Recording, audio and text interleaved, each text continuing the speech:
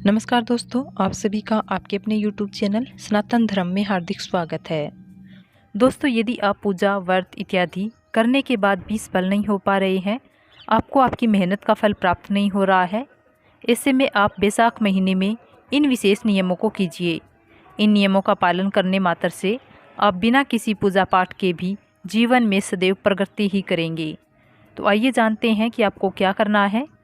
इस महीने में आपको स्नान करना है और दान में कुछ विशेष चीज़ों का दान करना है, जिससे आप जीवन में सुख और समृद्धि हासिल कर सकते हैं। शास्त्रों में बैसाख महीने की इतनी महत्वता बताई गई है कि स्कंद पुराण में बैसाख महीने को माधव मास कहा गया है। इस महीने में संयम, अहिंसा, अध्यात्म, स्वाध्याय और जनसेवा करने से कभी भी ना खत्म होने वाले पुण्य की प्राप्ति होती है। साल 2023 में बैसाख माह की शुरुआत 7 अप्रैल को हो गई है।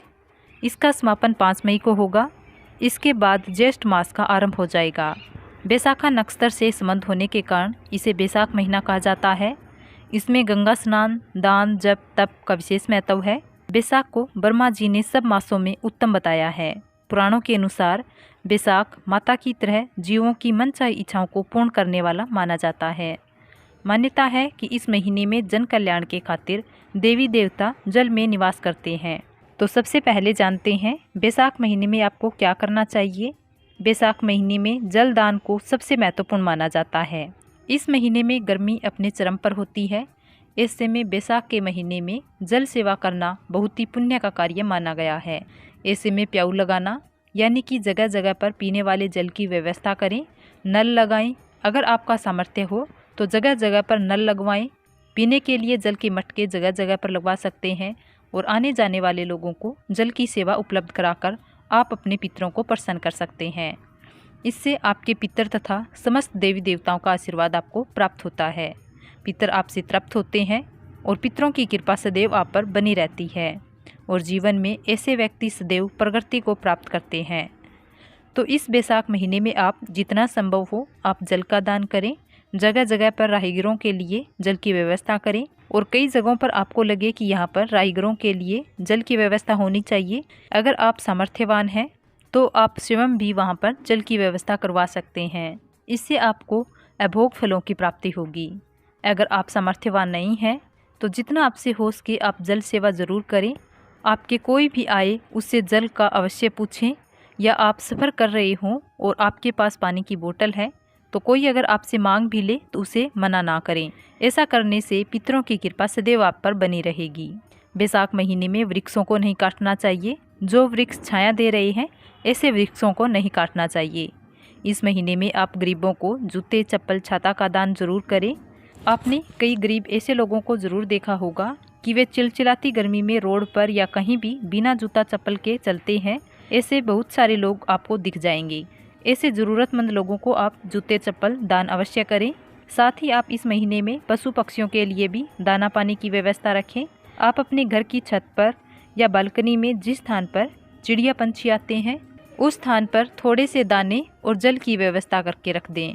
और ध्यान रखें कि आप जहाँ भी पक्षियों के लिए दाना पानी की व्यवस्था कर रहे हैं उसे समय समय पर साफ करते रहें। गंदा पानी ना होने दें।